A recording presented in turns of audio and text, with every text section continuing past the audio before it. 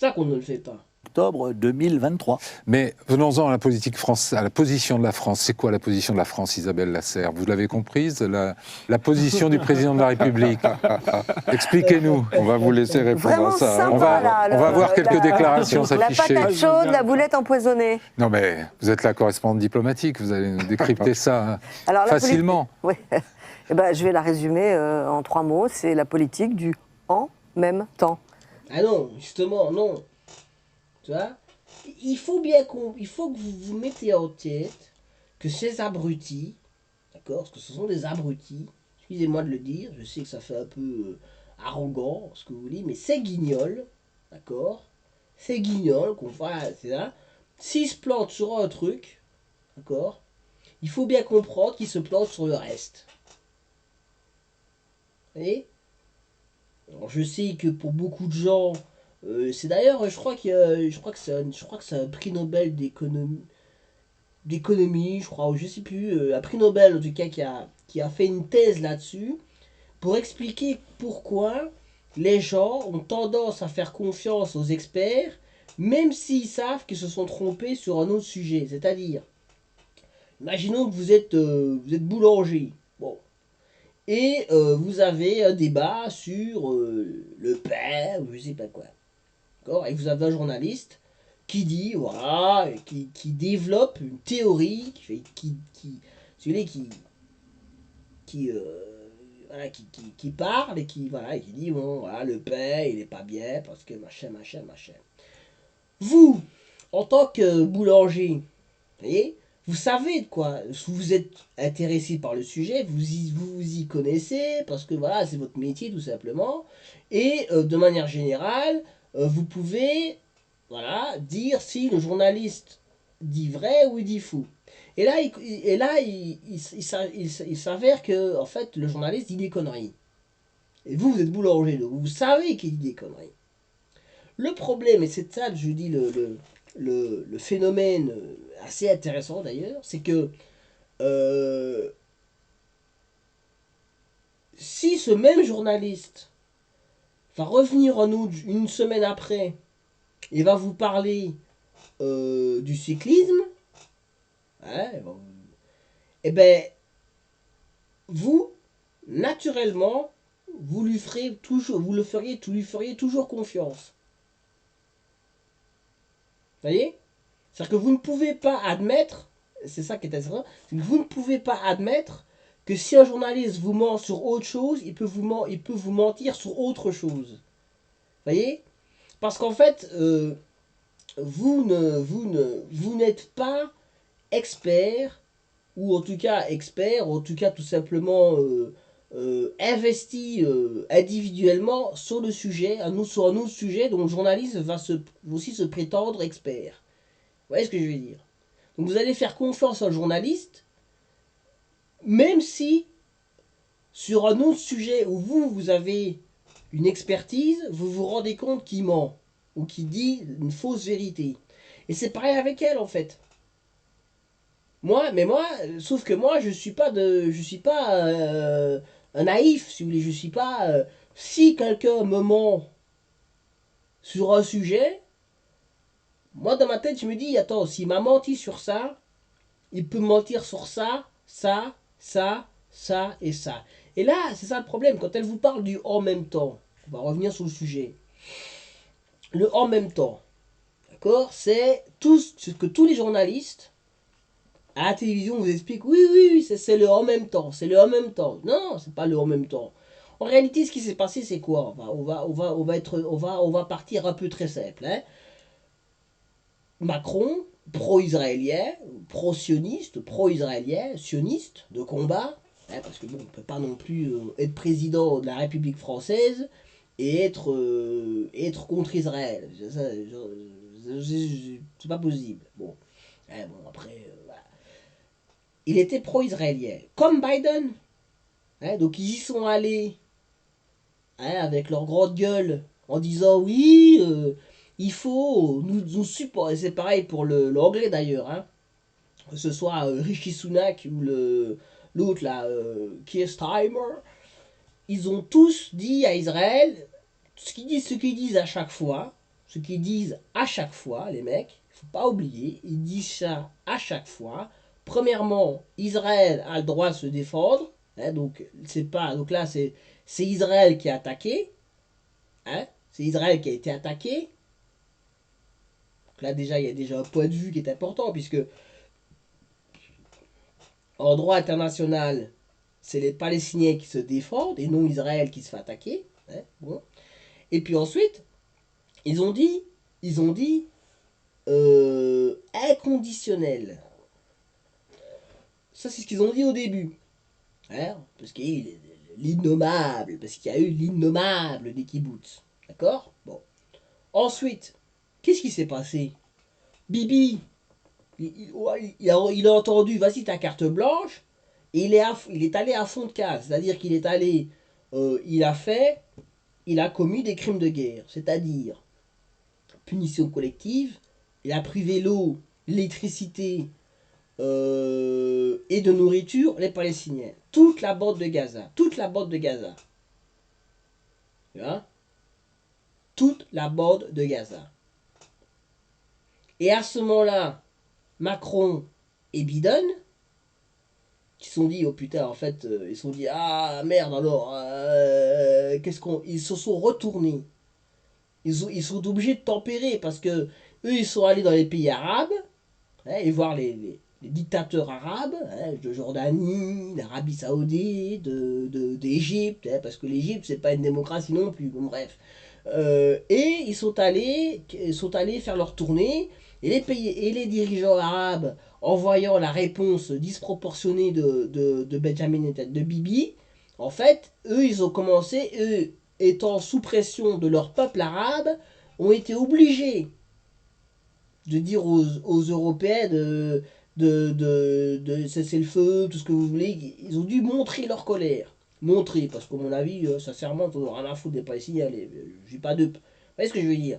Donc c'est pas du en même temps. C'est un changement de stratégie parce que cette stratégie de pro-israélienne, on ferme les yeux sur ce que vous faites, c'est pas tenable.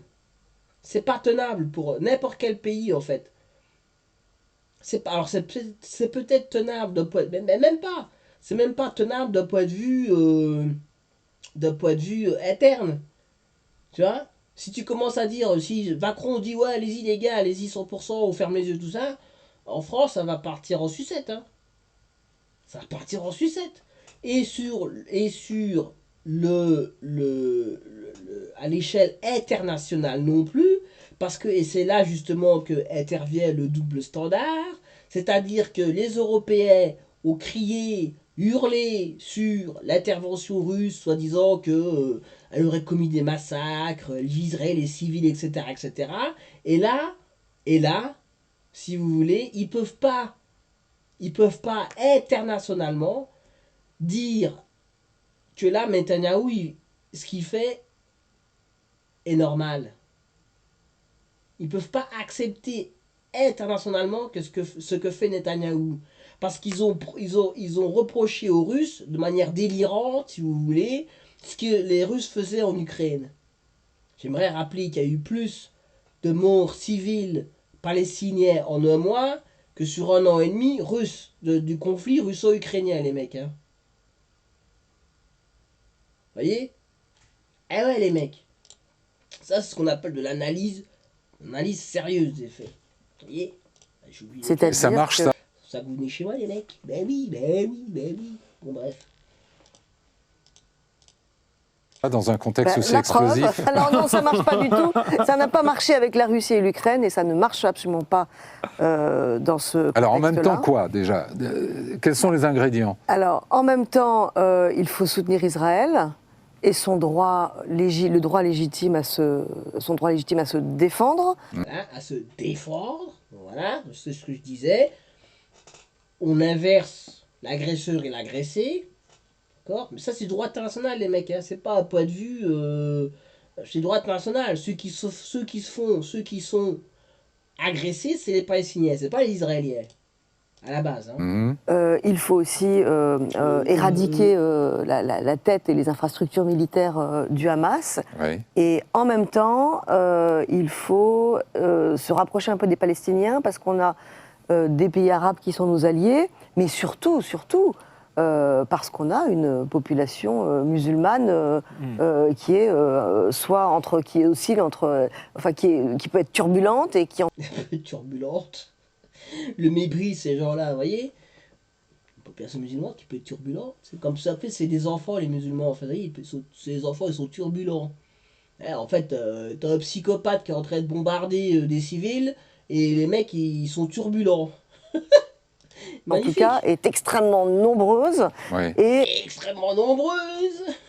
avec une très très forte connexion et capacité de démonstration vis-à-vis des Palestiniens. Et je pense que c'est ça qui a véritablement changé. C'est-à-dire qu'aujourd'hui, Emmanuel Macron... J'aimerais comme aussi rappeler que les manifestations pro-palestiniennes ont été interdites en France.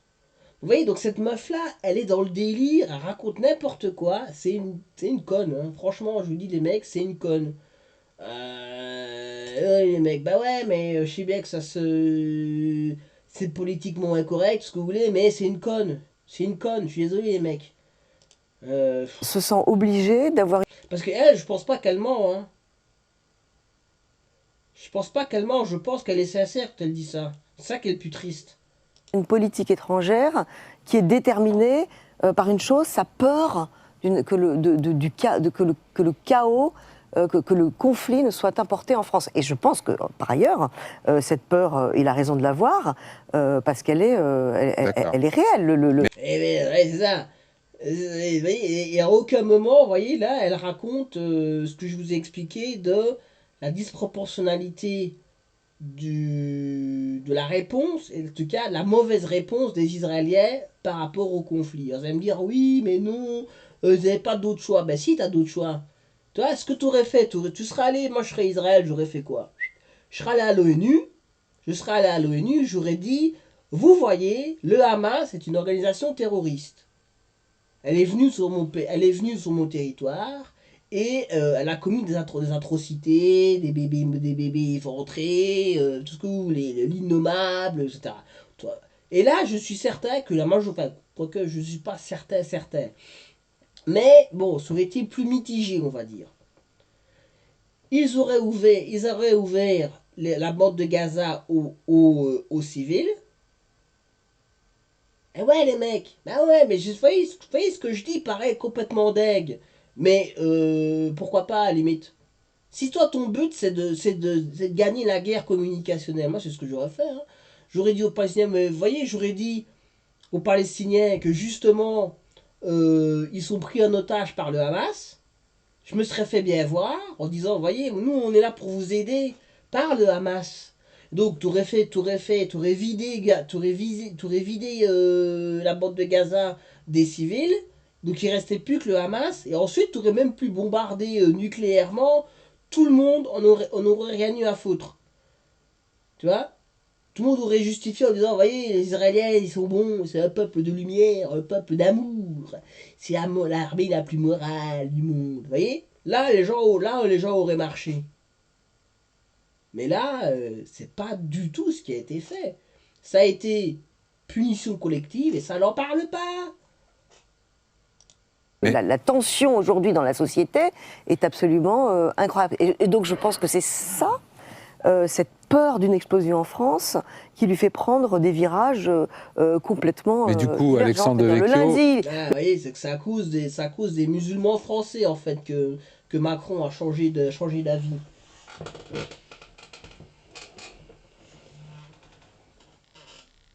Le lundi, on a l'impression qu'il est pro-israélien. Le mardi, ah ben non, finalement, il faut un cessez-le-feu, donc on ne peut plus éradiquer le Hamas. Parce que... Là, évidemment, elle exagère, l'air de dire il change toutes les 10 minutes. Non, c'est en fait, en 3 jours, les Israéliens sont passés de victimes à psychopathes destructeurs. C'est marrant, toi.